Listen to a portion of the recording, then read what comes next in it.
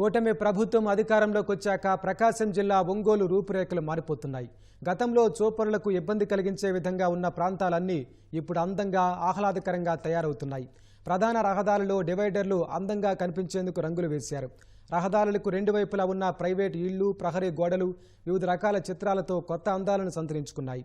ప్రజల్లో చైతన్యం రగిలించే విధంగా పర్యాటక ప్రాధాన్యాలు తెలియజేస్తూ అనేక చిత్రాలు గీశారు. నెల్లూరు బస్టాండ్ రోడ్డులో డివైడర్ల మధ్య గుర్రాల బొమ్మలు, అక్కడక్కడ ఇనుప వ్యర్థాలతో బొమ్మలు తయారు చేసి ఏర్పాటు చేశారు. ఎక్కడికక్కడ పూల మొక్కలతో పచ్చదనం పరుచుకుంది. సుమారు 2 కోట్ల రూపాయలతో నగరపాలక సంస్థ ఆధ్వర్యంలో ఈ పనులు చేపట్టారు.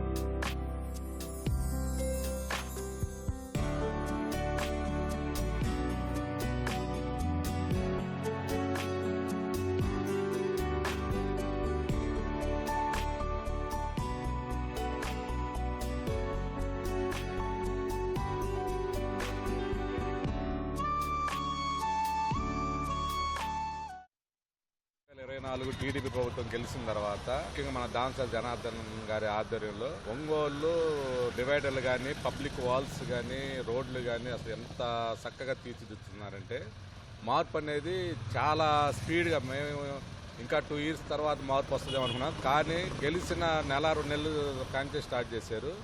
ఇప్పటికే 35 టౌన్ పెయింటింగ్ వర్క్ అయిపోయింది. రోడ్లు గతుకులన్నీ కంప్లీట్గా పూర్తి చేశారు. రకరకాల ఐటమ్స్ ఒంగోలు వాసులుగా ఆహ్లాదకరంగా ఉంది. చాలా బాగా డెవలప్ చేస్తున్నారు. కొత్తపట్నం బస్ స్టాండ్ ఏరియా కానీ, రంగారెడ్డి ఏరియా కానీ, మెయిన్ సెంటర్లు మొత్తం పబ్లిక్ చాలా ఆహ్లాదకరంగా, చాలా హ్యాపీగా ఫీల్ అవుతున్నారు. ముందు ఇంకా బాగా డెవలప్ చేస్తారని అంత ఆశగా ఈ మార్పుని స్వాగతిస్తున్నారు. శ్రీ దామచర్ల జనార్దన్ రావు గారు మెయిన్గా ఒంగోలు నగరంలో బ్యూటిఫికేషన్ గురించి కానివ్వండి, ప్లాంటేషన్ గురించి దాని మీద ఎక్కువ శ్రద్ధ చూపించడం జరిగింది.